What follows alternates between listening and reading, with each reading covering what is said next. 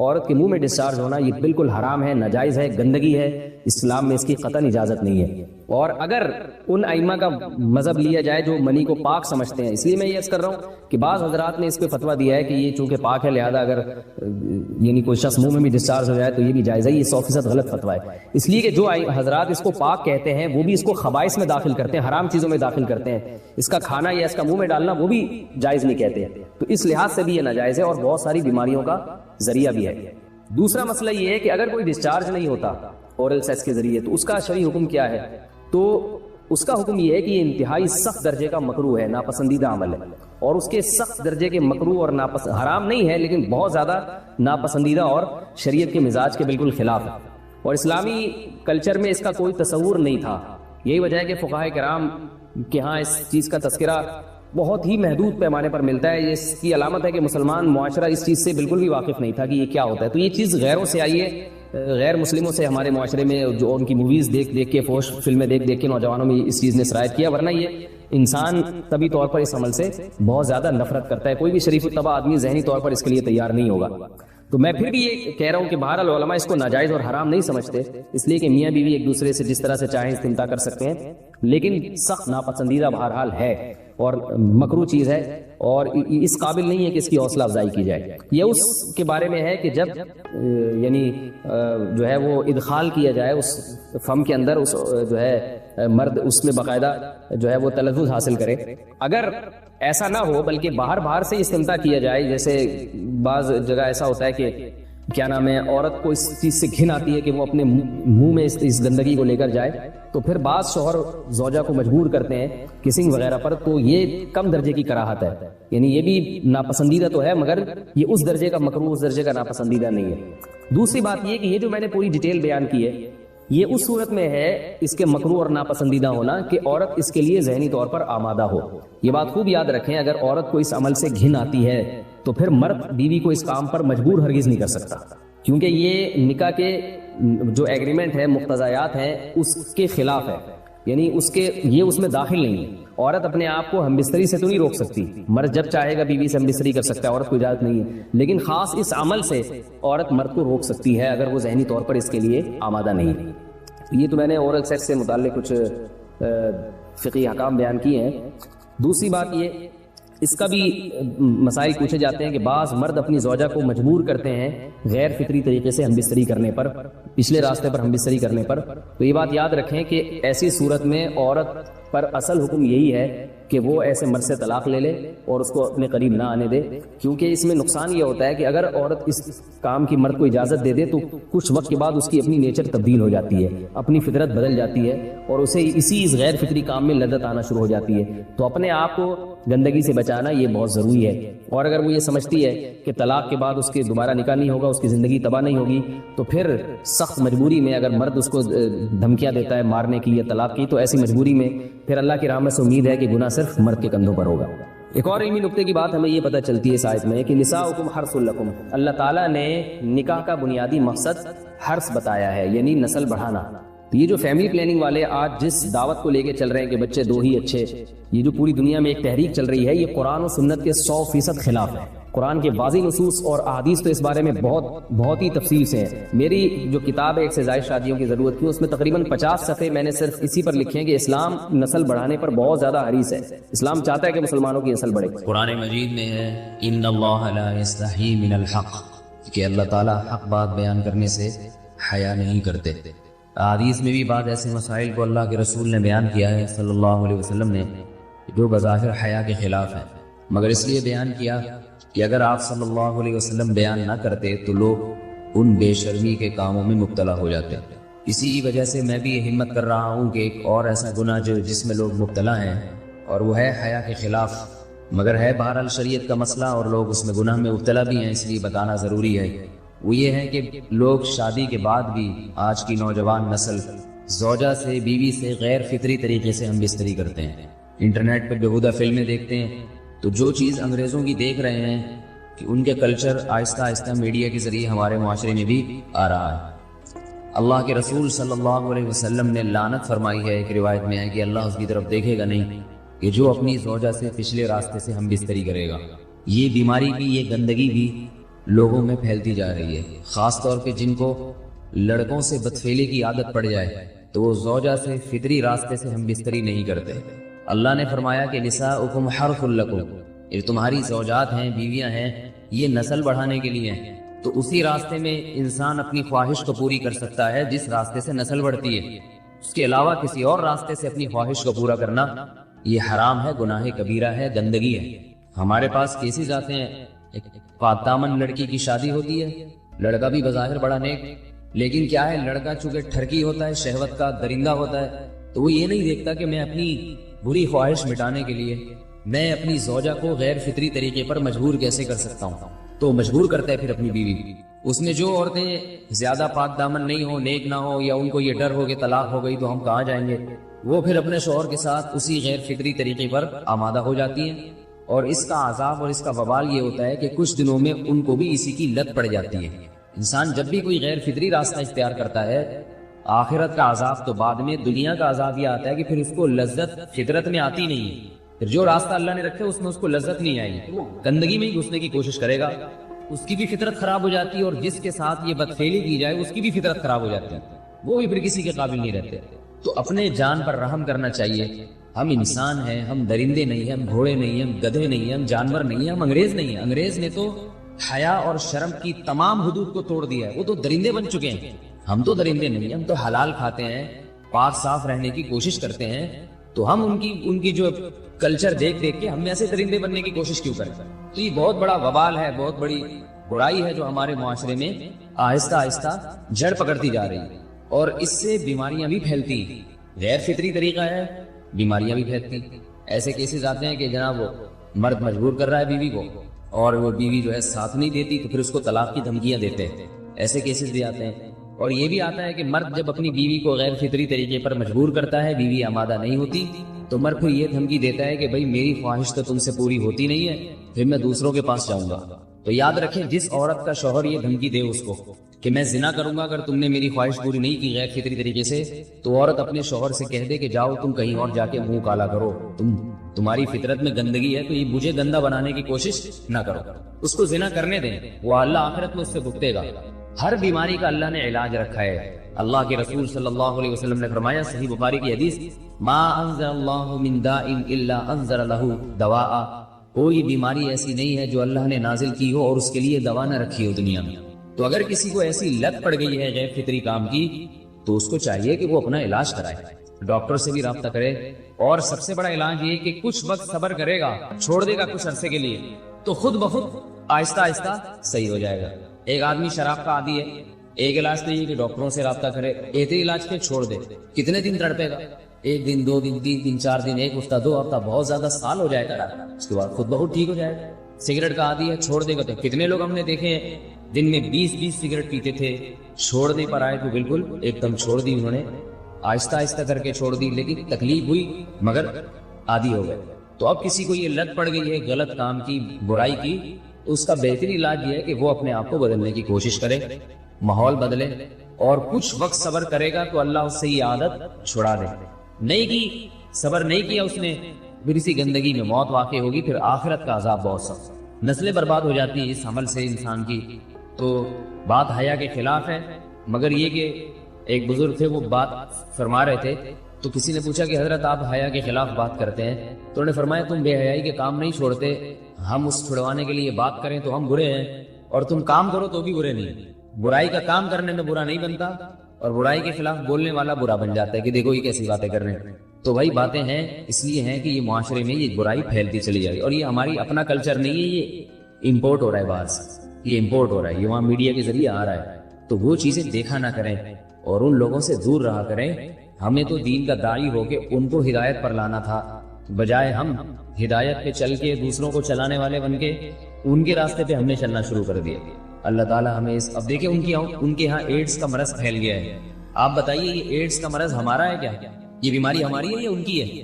ہمارے یہاں بیماریاں ہیں، کھانسی ہے، نزلہ ہے، ٹھیک ہے نا، بلڈ پریشر ہے، شوگر ہے، یہ بیماریاں ہماری ہیں۔ کوئی اللہ کا شکر ہے گندی بیماری ہمارے ہاں نہیں، جتنی گندگیاں ہیں وہاں سے آ رہی ہیں۔ ایڈز کا مرض وہاں سے امپورٹ ہوا ہے۔ وہ ایڈز کا مرض اسی بدفعلی کی وجہ سے پیدا ہوتا ہے، اسی سے جراثیم پیدا ہوتے ہیں، اور اتنا خطرناک مرض کے ایسے متعدی ایسے پھیلتا ہے۔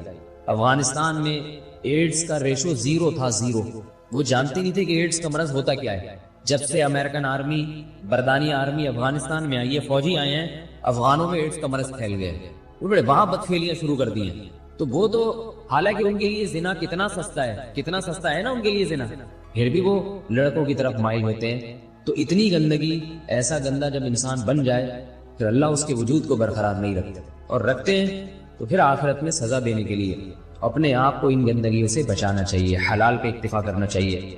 اللہ تعالیٰ ہمیں حلال پہ قناعت کی توفیق عطا فرمائے اور پاکیزہ لوگوں میں ہمارا شمار فرمائے۔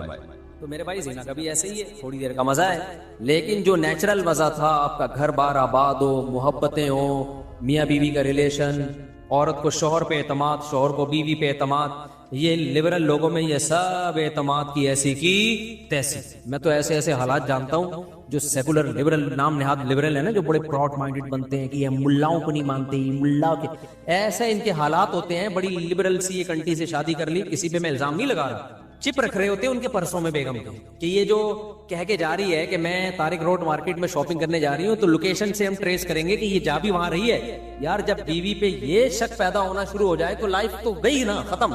بیوی پہ یہ شک کیوں ہو رہا ہے؟ کیونکہ اپنی حرکتیں ٹھیک نہیں ہیں، اپنی حرکتیں ٹھیک نہیں ہیں۔ ان کو پتا ہے کہ ہم جب برے ہیں، ہم ادھر ادھر پتہ نہیں کام مکالا کرتے ہیں، تو ہماری بیوی بھی ہو سکتا ہے کر رہی ہو۔ تو یار یہ کوئی زندگی ہے؟ سوچو، عورت کو شوہر پہ اعتماد نہیں ہے کہ پتہ نہیں یہ جمشید کا نمبر ہی ہے یا جمشیدہ ہے یہ، اور مرد کو بیوی پہ اعتماد نہیں ہے کہ پتہ نہیں یہ سلطانہ ہے یا اصل میں اوریجنل سلطان نہ ہو کہیں ہے۔ تو یہ کوئی زندگی ہے؟ اس کو تھوڑی ریلیشن بولتے ہیں۔ اس سے تو بہتر تھا کہ تم شادی نہ کرتے یار۔ ایسے شکوک ایک دوسرے پہ، شوہر باہر ملک چلا جاتا ہے، وہ بیوی پہ شک کر رہا ہوتا ہے، میں یہاں ہوں پتہ نہیں وہ کیا کر رہی ہے وہاں، عورت کو اس پہ شک ہوتا ہے کہ وہ وہاں پتہ نہیں کیا غل غباڑے کر رہا ہے۔ یہ ہے مذہب سے بغاوت کا بولو نتیجہ۔ یہ اللہ دنیا میں زانی کو عذاب دیتا ہے کہ وہ تھوڑی دیر کی لذت، اچھا وہ تھوڑی دیر کی لذت بھی پہلی دفعہ میں اس کو لگے گی، اس کے بعد وہ اس کا عادی ہو جائے گا۔ تبھی تو یہ گورے جو ہومو سیکسولیٹی کی طرف آئے ہیں، کیوں آئے ہیں؟ یہ نائٹ کلبوں میں زنا کر کر کے تھک گئے ہیں، اب ان کو بورنگ ہے یہ۔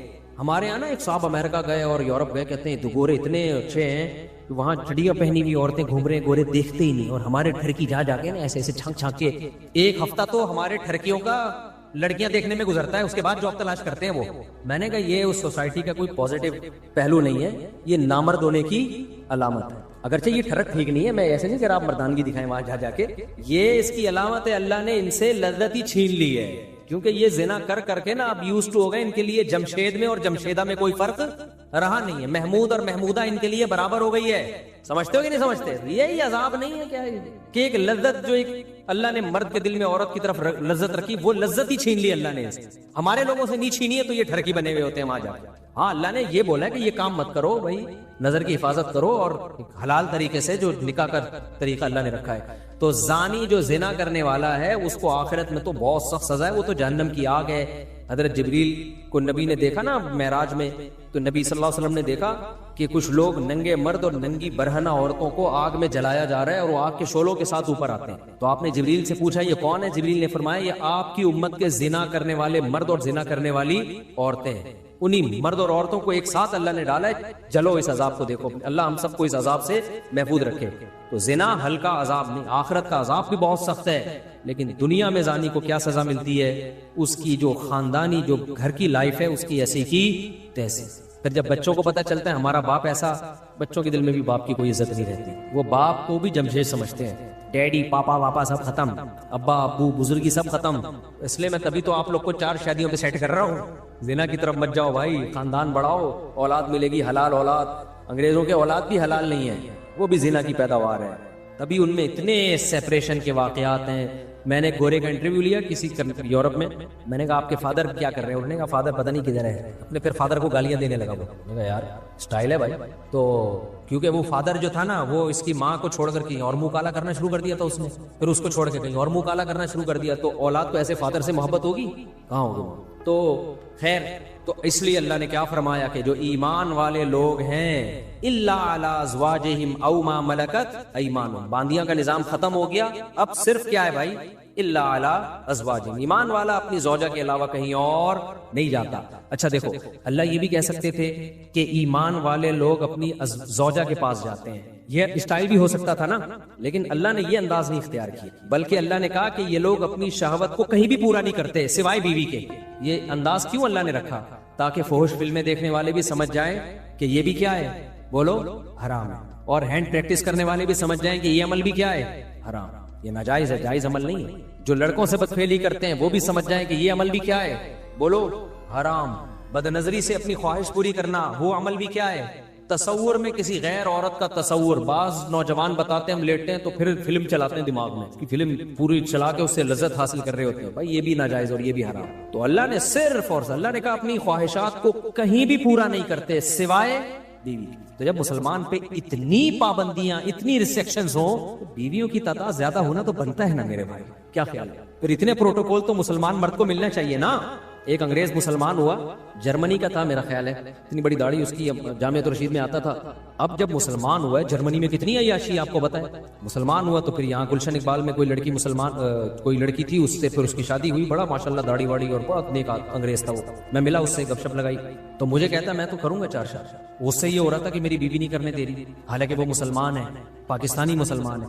پھر وہ یہی کہنے لگا یار ہم نے جب اتنی عیاشی چھوڑ دی اسلام کے لیے، ہم نے اتنی بڑی قربان، اور صحت بھی ایسی اس گورے کی، آپ جرمن تو ویسے ہی دیکھا ہوگا نا آپ نے کیسے ہائٹ ہوتی ہے ان کی، اتنے چماٹ مارے تو بندہ گر جائے۔ تو ایک دم غصہ ہو گیا میرے سامنے بیٹھے بیٹھے، میں نے کہا بھائی میں نے تھوڑی روکا ہے تجھے، اس کی بیوی اس کو روک رہی تھی تو اس پہ غصہ ہو رہا تھا، ہم یہ ایسے کر رہا تھا انگلش میں نا، انگلش بھی جانتا تھا وہ، جرمن تھا یا پتہ نہیں فرانس کا تھا، بھی مجھے پورا یاد نہیں ہے، واقعہ بھی 15-20 سال پرانا ہے۔ تو پھر بھائی وہ تو پھر مسلمان کا اتنا تو بنتا ہے نا۔ اچھا یہ یورپ میں جو یا انگریز عورتیں جو ہے نا، وہ یہ بات آسانی سے ایکسپٹ کر لیتی ہیں کہ مرد 2 شادیاں کرے، کیونکہ ان کو پتا ہوتا ہے کہ مرد کی دوستیاں بہت عورتوں سے ہوتی ہیں۔ جو سیکولر لبرل لوگ ہیں، نام نہاد لبرلز کی بات کر رہا ہوں میں، یہ کرتے کیا ہے، ان کی دکھانے کو ایک بیوی ہوتی ہے، لیکن ان کی عورتوں کو بھی پتا ہوتا ہے کہ ان کے تعلقات بہت، دفتر میں ان کی جو سیکریٹری ہے وہ الگ ہے، وہ ایک الگ عذاب بنی ہوئی ہے بیوی کے لیے، وہ بھی چھانٹ چھانٹ کے رکھتا ہے، اس کی کوالیفیکیشن سے زیادہ اس کی شکل دیکھی جا رہی ہے، اور پھر باہر جا کے کیا کچھ کر رہا ہے، یورپ جا رہا ہے، فلاں ملک جا رہا ہے، پتہ نہیں کیا کر رہا ہے۔ تو یہ جو انگریز عورتیں ہوتی ہیں یہ زیادہ آسانی سے ایکسپٹ کر لیتی ہیں، جب یہ اسلام قبول کرتی ہیں نا، یہ ایکسپٹ کر لیتی ہیں کہ ہمارے شوہر کی دوسری بیوی ہو، کیونکہ انہوں نے وہ تباہی والا دور دیکھا ہوتا ہے، وہ دور انہوں نے دیکھا ہوتا ہے۔ تو ہماری عورتوں کو نے کیونکہ دیکھا نہیں ہے نا، وہ ان کو اس لیے اسلام کی قدر نہیں ہے۔ تو اللہ نے کیا فرمایا بھائی، اللہ نے فرمایا الا علی ازواجہم، مسلمان مرد کے پاس اپنی زوجہ کے علاوہ کوئی آپشن نہیں ہے۔ اچھا یہاں پہ ڈاکٹر لوگ ٹانگ اڑاتے ہیں، ڈاکٹر کہتے ہیں ایکچولی یہ جو ہینڈ پریکٹس وغیرہ ہے اس سے ایکچولی صحت کو نقصان نہیں ہوتا، اور یہ تو وغیرہ وغیرہ جو ڈاکٹر فضول باتیں کر رہے ہوتے ہیں۔ دیکھو ایک چیز خوب اچھی طرح سمجھ لو، ہر چیز میڈیکل سائنس سے ثابت نہیں ہو سکتی۔ میڈیکل سائنس کیا کرتی ہے کہ وہ کہتے ہیں بھائی جب آپ سیٹسفائی ہوتے ہو ادھر ہو یا ادھر ہو، تو جو وہاں آپ کی باڈی میں چینجنگ آتی ہے وہی یہاں بھی آتی ہے، یعنی وہ تو اس کو بالکل ایک سمپل اس پر لے کے جا رہے ہوتے ہیں، لیکن حقیقت یہ ہے اس سے میڈیکلی بھی آپ کو نقصان ہوتا ہے، کیونکہ مینٹلی آپ ڈسٹرب ہوتے ہو۔ اللہ نے جو کام نیچر کبھی غلطی کرتی ہے، مجھے ایک بات بتاؤ، فطرت کبھی 2 نمبری کرتی ہے؟ تو اللہ نے مرد کو عورت کے لیے، عورت کو مرد کے لیے پیدا کیا ہے۔ اگر یہ خواہش آپ کی ہاتھ کے ذریعے یا کسی اور طریقے سے پوری ہوگی تو یہ ہو نہیں سکتا کہ آپ ذہنی طور پر آپ ڈسٹرب نہ ہو، یہ ہو نہیں سکتا، یہ ناممکن ہے۔ اللہ نے ہمارے لیے دودھ کو پیدا کیا ہے یا چرس کو پیدا کیا ہے؟ دودھ کو پیدا کیا۔ دودھ پیتے رہو، مینٹلی کوئی دماغ میں کوئی خرابی آئے گی آپ کے؟ بھائی یہ نیچرل ہے نا، انڈے کھاتے رہو، پراٹھے کھاتے رہو، چاول کھاتے رہو، روٹی کھاتے رہو، کچھ بھی نہیں ہوگا۔ آپ زیادہ مزے کے چکر میں چرس پہ آ گئے، باڈی کو نقصان ہو یا نہ ہو، سب سے پہلے کھوپڑی خراب ہوگی آپ۔ تو یہ جو ہاتھ سے خواہش پوری کرنے کی جن کو عادت پڑتی ہے، یہ مینٹلی ڈسٹرب ہوتے ہیں۔ اب وہ کیسے ہوتے ہیں ایک الگ ٹاپک ہے، میں زیادہ یہ اس کو ڈیپ میں جا کے نہیں بیان کرتا۔ ان کی شادی شدہ لائف بہرحال متاثر ہوتی ہے، یہ ہو نہیں سکتا کہ وہ متاثر نہ ہو۔ اب لوگ کہہ رہے ہوتے ہیں کہ مثالیں دے رہے ہوتے ہیں، فلاں کو اس کی عادت تھی لیکن شادی شدہ لائف میں کوئی متاثر نہیں ہوا۔ بھائی وہ یہ تو جب ہوگا جب کمپیئر کر کے دیکھو کہ جو یہ کام نہیں کرتے ان کی شادی شدہ لائف اور جو کرتے رہے ان کی لائف، دونوں میں بڑا فرق ہوگا۔ آپ کمپیئر کیسے کرو گے؟ تو جب انسان مینٹلی کسی اور جگہ اپنے آپ کو سیٹ کر لیتا ہے تو اس کو اس سیٹنگ سے نکلنے میں ٹائم لگتا ہے بہت زیادہ۔ میرے پاس کتنے نوجوان آئے ہیں جن کو عادت ہو گئی تھی، بہت زیادہ عادت ہو گئی، تو وہ اتنے ڈسٹرب ہوئے ہیں، وہ کہہ رہے ہیں ہم اسی کام میں سیٹسفائی زیادہ ہوتے ہیں۔ یہ خود ایک آپ کے یہ اس کی علامت ہے کہ آپ کی جو دماغی صحت ہے وہ پوری طرح متاثر ہوئی ہے اس سے. اس لیے وقتی طور پر اگر باڈی کو کوئی نقصان ہو بھی رہا ہو نا، جیسے ڈاکٹر کہتے ہیں کہ آپ اپنی خواہشات پہ جو کنٹرول کر رہے ہو اور اس کو پورا نہیں کر رہے تو آپ کا جسم بھی متاثر ہوگا، بھوک نہیں لگے گی، تو یہ وقتی نقصان ہے. یہ شادی کے بعد یہ سارے سائیڈ افیکٹ ختم ہو جائیں گے. لیکن اگر غلط طریقے پہ سیٹ ہو گئے نا تو وقتی طور پہ یقیناً کچھ فائدے حاصل ہو سکتے ہیں، لیکن دائمی طور پہ اس کے نقصانات ہوں. اور سب سے بڑی بات یہ یار، ایک چیز میں اگر فائدہ ہو بھی صحت کو بالفرض، لیکن جب ہمارے لیے وہ اللہ نے حرام قرار دے دیا تو بس مسلمان کے لیے یہ نقصان کافی ہے. یہ نقصان کافی ہے مسلمان کے لیے. صحابہ نے شراب کے بارے میں نبی سے پوچھا تھا. مشرکین مکہ کہا کرتے تھے کہ شراب میں تو بہت سارے فائدے بھی ہیں، اسلام نے شراب کو حرام قرار دے دیا، لیکن شراب پی کے باڈی میں طاقت آتی ہے، کتنے ڈپریشن ٹینشن ہو، جب شراب پیتے ہیں تو سارے غم ہم بھول جاتے ہیں. تو اللہ نے کوئی زیادہ لمبا چوڑا جواب نہیں دیا قرآن میں. اللہ نے فرمایا اثمہما اکبر من نفعہما، ان میں جو گناہ ہے وہ ان کے فائدوں سے زیادہ ہے. اور دوسری بات ایک ذہن میں یہ بھی رکھو کہ میڈیکل سائنس کا ٹاپک اخلاقیات نہیں ہے. مثال کے طور پر آپ کسی ڈاکٹر سے پوچھو کہ ڈاکٹر صاحب زنا کرنے میں صحت کو کوئی نقصان ہے، تو ڈاکٹر کہے گا نہیں بھائی، بیوی کے پاس جانا اور زنا کرنا دونوں میں ایک جیسی انرجی یوز ہوتی ہے تو کوئی نقصان نہیں ہے. یہ ڈاکٹر یہ بات کیوں کرے گا؟ اس لیے کہ اخلاقیات ڈاکٹر کا ٹاپک نہیں ہے. لیکن مذہب آپ کو بتائے گا زنا کرنے میں نقصان کیا ہے، جہنم کی آگ ہے. اگر 4 گواہوں سے ثابت ہو گیا تو 100 کوڑے ہیں، اور اگر شادی شدہ ہونا ثابت ہو گیا تو زمین میں گاڑ کے پتھروں سے مار کے ہلاک کیا جائے گا اس کو. اتنا بڑا جرم ہے یہ. تو ہر چیز ڈاکٹروں سے پوچھنے کی نہیں ہوتی، کیونکہ یہ آج کل نا لوگ ڈاکٹر سے پوچھ رہے ہوتے ہیں ڈاکٹر صاحب مجھے یہ عادت پڑ گئی ہے. ڈاکٹر کہتے ہیں وہ پتہ نہیں خود کیا کر رہا ہوتا ہے، بہرحال وہ کہتے ہیں کہ کرتے رہو. تو اور لڑکوں کو ڈاکٹروں نے اس میں بگاڑ دیا، خراب کر دیا. ہمارے لیے بھائی اللہ کا قانون بہت ہے. ہاں یہ ضرور ہے کہ جن لڑکوں کو اس کی عادت پڑ جائے نا تو یہ عادت جلدی چھوٹتی نہیں. تو جن کو عادت نہیں پڑی ہے وہ اپنے آپ کو اس عذاب سے بچائیں. اور میں گارنٹی سے کہتا ہوں کہ جب ان کی شادی ہوگی، نکاح ہوگا ان کا، وہ زیادہ اچھی لائف گزاریں گے، زیادہ اچھی لائف گزاریں گے. ایک تو وہ شادی کا انتظار کریں گے پاگلوں کی طرح، صحیح ہے، انتظار کریں گے وہ. تو وہ اپنے آپ کو بچائیں اس سے. یہ سوچ کے نہ کریں کہ ایک دفعہ کرنے میں کیا ہوتا ہے. جس نے اس برائی کو ایک دفعہ کیا وہ پھر پڑ گیا اس میں ہمیشہ کے لیے. تو بچائیں، جن کو عادت نہیں ہے وہ بچائیں اپنے آپ کو اس برائی سے. اور جن کو عادت پڑ گئی ہے وہ چھوڑنے کی کوشش کریں. اور یہ یقین کر لیں کہ چھوڑنے کی کوشش کریں گے تو انشاءاللہ یہ گناہ چھوٹ جائے گا. چھوٹا نہیں تو کم ہو جائے گا، کم نہیں تو شادی کے بعد چھوٹ جائے گا. لیکن اگر چھوڑنے کی کوشش نہیں کی نا تو پھر نہیں چھوٹتا ہی ہے. تو اور چھوڑنے کی کوشش میں کیا ہے؟ کسی شیخ سے اصلاحی تعلق قائم کریں. حضرت فیروز میمن صاحب ہیں، شاہین اثر حضرت حکیم اختر صاحب کے خلفاء میں سے ہیں، جامع رشید میں مولانا قاسم صاحب ہیں. کسی اللہ والے سے اصلاحی تعلق قائم کریں، اپنے خیالات کو پاکیزہ کریں. اور جب بھی گناہ ہو اپنے آپ پر کوئی سزا رکھیں، کوئی روزے کی یا کوئی صدقہ وغیرہ کی سزا رکھیں.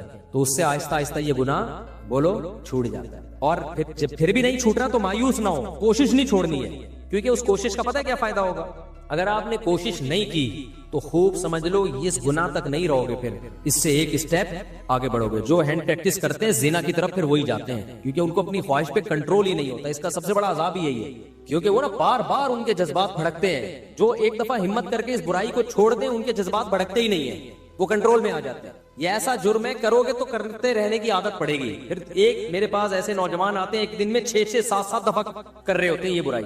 تو آپ نے اگر چھوڑنے کی کوشش نہیں کی، پہلی بات یہ گناہ بڑھتا چلا جائے گا. دوسری بات پھر اس گناہ تک رکو گے نہیں، یہ گناہ آپ کو فحش فلموں تک لے کر جائے گا، پھر فحش فلموں سے زنا تک لے کے جائے گا آپ کو. تو چھوڑنے کی کوشش میں کیا ہوگا فائدہ؟ یا تو چھوٹ جائے گی برائی ہمیشہ کے لیے، یا کم ہو جائے گی، یا کم از کم وہاں اسٹاپ لگ جائے گا، اس سے آگے نہیں جاؤ گے آپ. کیونکہ آپ لڑ رہے ہو شیطان سے تو شیطان بھی دفاعی پوزیشن میں آ جائے گا. نہیں آئی میرا خیال ہے بات.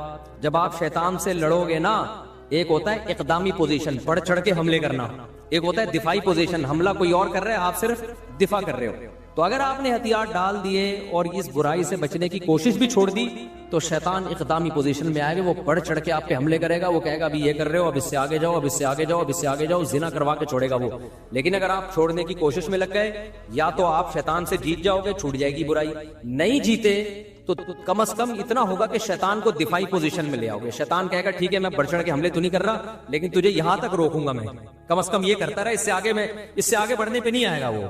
آپ لوگ کو سمجھ میں نہیں آ رہا، رہنے دو. اس لیے خلاصہ یہ نکلا کہ جب بھی کسی نوجوان سے یہ گناہ ہو وہ عزم کرے میں اپنے آپ کو سزا دوں گا. سزا کچھ بھی ہو سکتی ہے، وہ خود فیصلہ کرے. صدقہ کروں گا کچھ پیسے، یا روزہ رکھوں گا، یا اتنے نوافل پڑھوں گا، یا صبح کا ناشتہ گول کر دوں گا، یا اس دن کھانا نہیں کھاؤں گا. کچھ نہ کچھ سزا دے، شروع میں ہلکی سزا دے، بہت زیادہ سزا نہ دے، تو آہستہ آہستہ آہستہ، اور پھر اللہ سے دعا بھی مانگے، 2 رکعت پڑھ کے توبہ بھی کیا کرے، تو آہستہ آہستہ یہ گناہ انشاءاللہ چھوڑ جائے. سمجھتے ہو کہ نہیں سمجھتے؟